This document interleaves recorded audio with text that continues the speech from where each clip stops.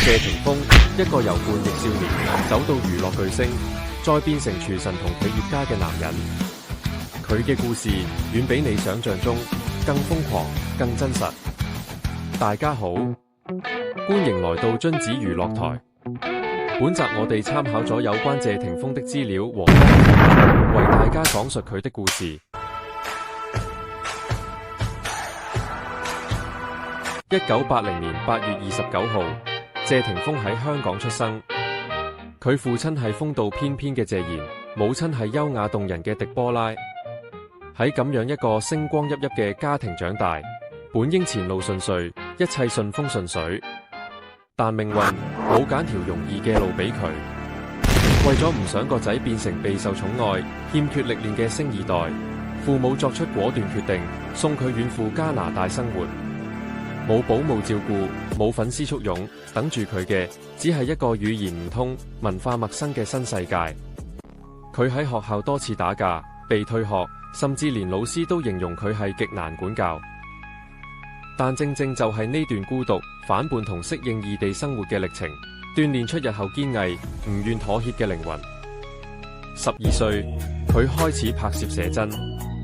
13歲，跟隨父親嘅朋友英皇娛樂老闆楊受成到內地觀賞歌唱比賽。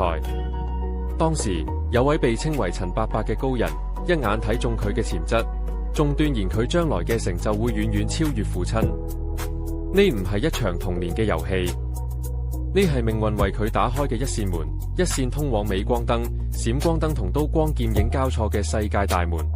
佢開始學唱歌同吉他，喺音樂創作中探索個人方向。唔做跳唱歌手，佢選擇專注於以吉他演繹搖滾風格。16歲嗰陣，為幫父親還債，佢同飛圖唱片、英皇娛樂前身簽約出道。謝霆鋒喺一次演唱會上遇上技術問題，當場選擇罷唱，引起觀眾不滿。現場即刻陷入混亂，觀眾開始掟水樽、熒光棒，怒火直指台上嘅年輕歌手。有人話佢只係靠父母光環先有今日，冇實力冇態度。為咗證明自己唔係靠關係，而係靠實力，佢決定更加拼命工作，唱歌、拍戲、訓練、接受批評，樣樣都咬緊牙關去捱。佢要證明自己可以撐起謝霆鋒3個字。多謝導演但風暴林超賢冇咁快就停。冇耐之後，一場更大嘅危機爆發。佢駕駛住楊受成送佢嘅一部法拉利，喺香港紅棉路失控撞向路邊花壇，涉事車輛嚴重變形，現場一片混亂。事後，英皇公司一位司機成國定前往警署自首，聲稱自己係司機，但真相瞞唔到太耐。香港廉政公署介入調查，查明當晚真正駕駛跑車嘅，正正就係謝霆鋒本人。2002年10月2日，謝霆鋒被西區裁判法院裁定罪名成立。法院認定佢喺事發後冇依法善後，反而離開現場，涉嫌妨礙司法公正。佢被還押到壁屋監獄14日，最後在成龍、汪明荃等圈中前輩求情之下，獲從輕發落，被判240小時社會服務令。震驚全港嘅頂包案正式爆出，佢由萬人迷瞬間跌落神壇，變成傳媒口中嘅劣跡藝人。但輸唔起唔等於會放棄，佢冇選擇逃避，而係將眼光放遠，將戰場轉移，向內地發展，重新開始。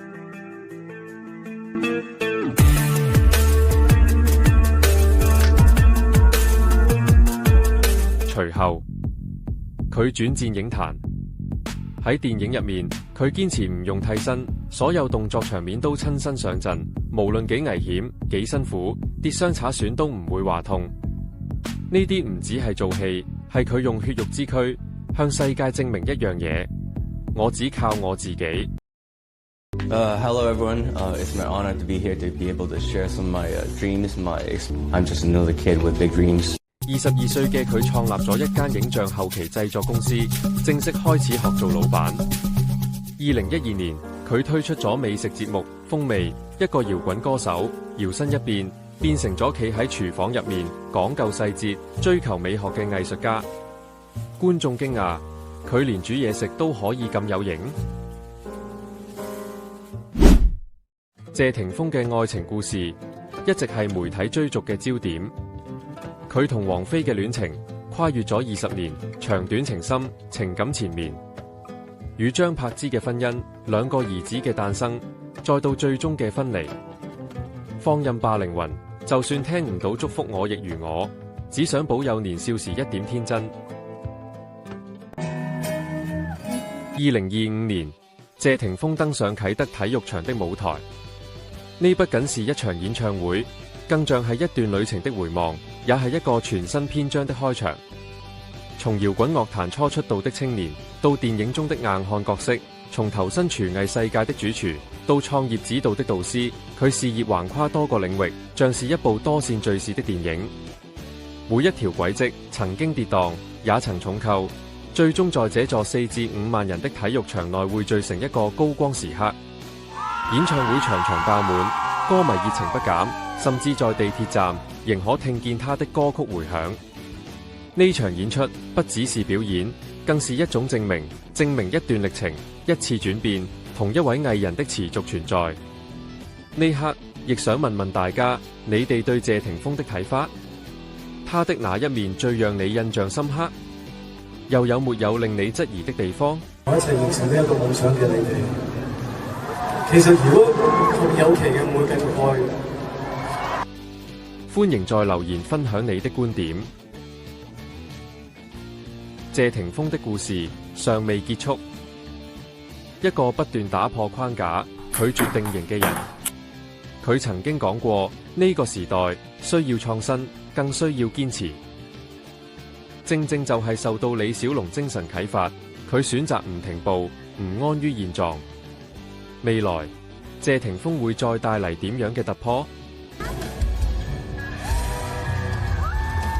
希望你哋喜歡今集的影片，更多請訂閱頻道。如有特別想睇的內容，可以留言俾我哋。多謝收睇。